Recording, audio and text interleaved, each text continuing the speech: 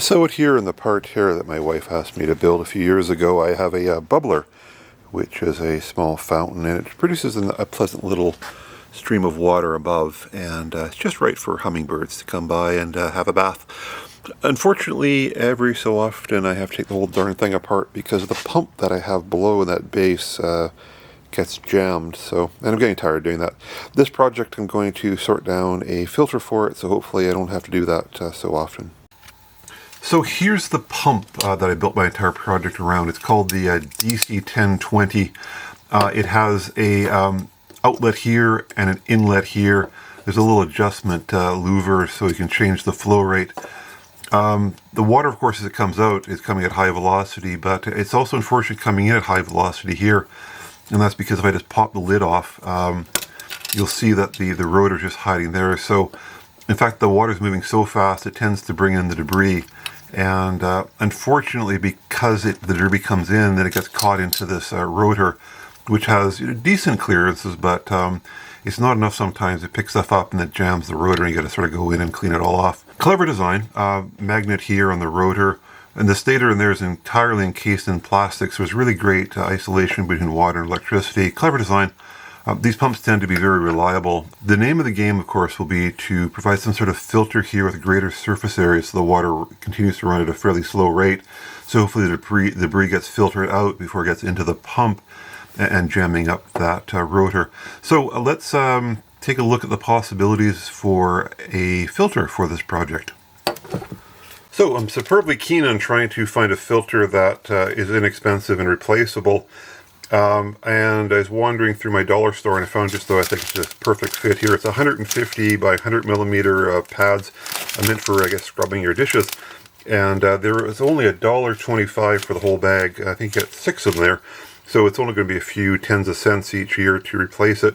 The filter material looks like it's pretty decent. You can sort of see through it. It definitely allows the water to flow, but it'll catch the particles which seem to be jamming up the pump.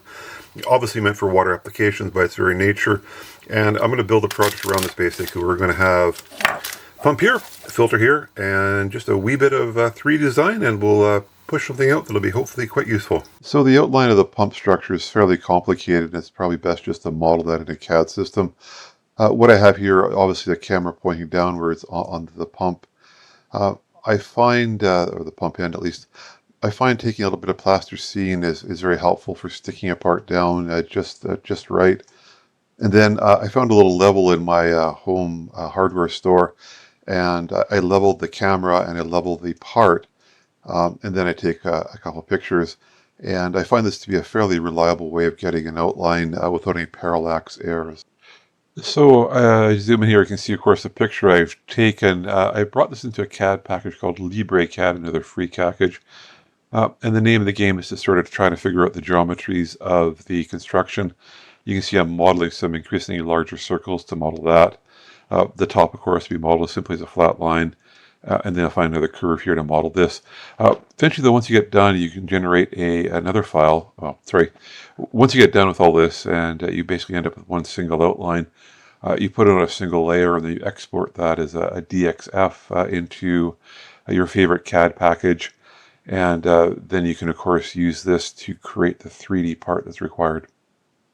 So the name of the game here is to take the outline of the pump, which is going to, of course, be fitting on one end, which is sitting here.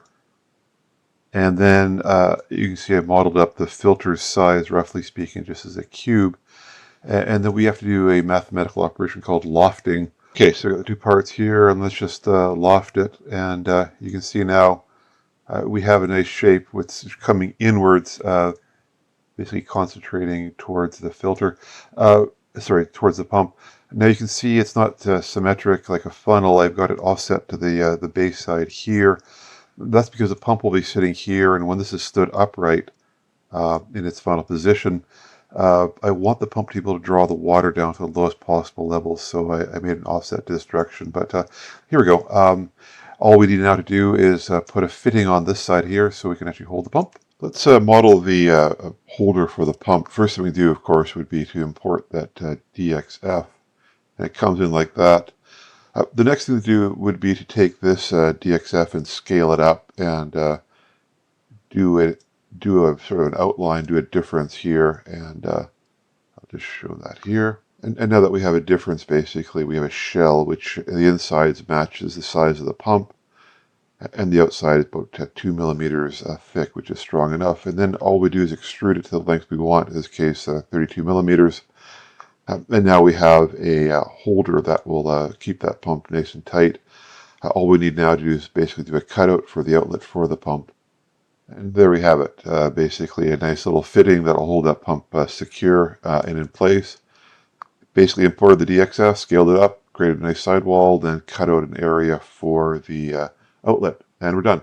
All we have to do now is slap this on top of that funnel.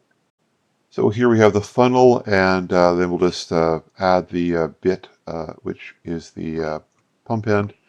There we go. So now we have a funnel, which of course is that lofted piece, which converts the filter to the pump end.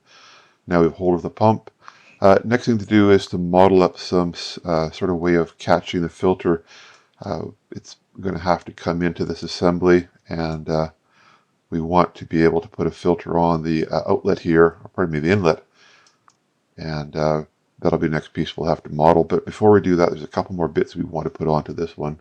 Next thing to do is add on some sidewalls. You can see that I've modeled those as small little triangles. Basically, the next piece will catch onto those, so you want something to slide onto. That'll become a little bit clearer once we model up the filter. Last thing to do is a module that's going to add a piece onto the back here, and that might look a little bit funny at the moment, but we'll go to a video here. So I'm going to print this with PLA, and if you just go onto the web and type PLA density, you can see it says it's 1.4 grams per cubic centimeter. Water is 1 gram per cubic centimeter by definition. This implies, of course, the PLA will just sink to the bottom of the water. However, since I'm printing at probably 20% density for infill, there's going to be a lot of captured air in the part. So we basically need to weigh down this assembly so it sits on the bottom of the pond. So the gaps here, and of course, need to fill with concrete. I printed a simple funnel that slides into here.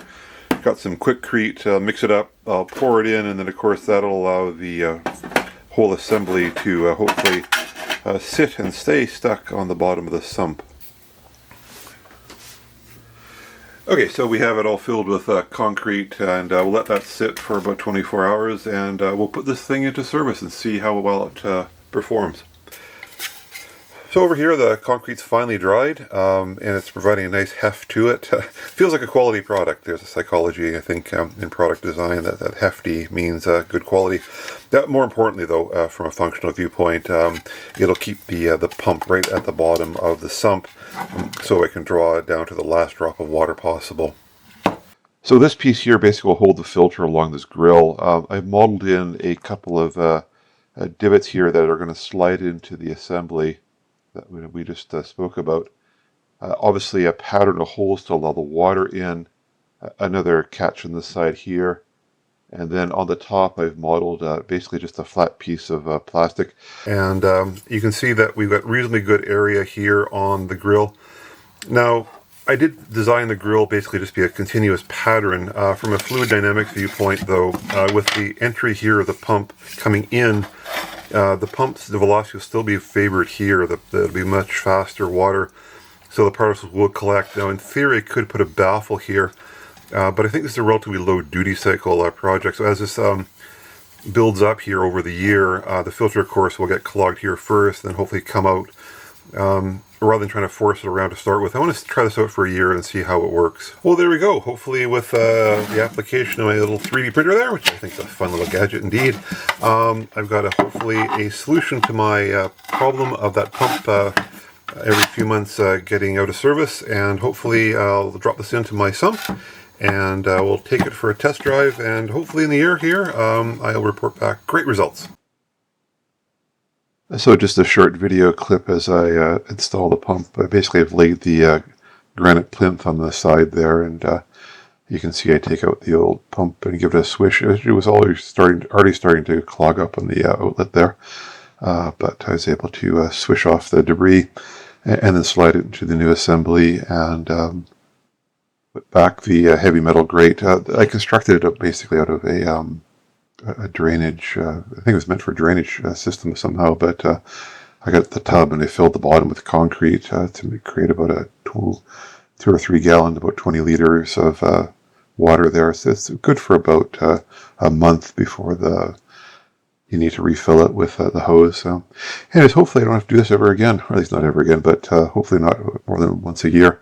The trouble is during the summer months, you would get an algae that would grow on the granite, and eventually it would break off and fall down into the sump.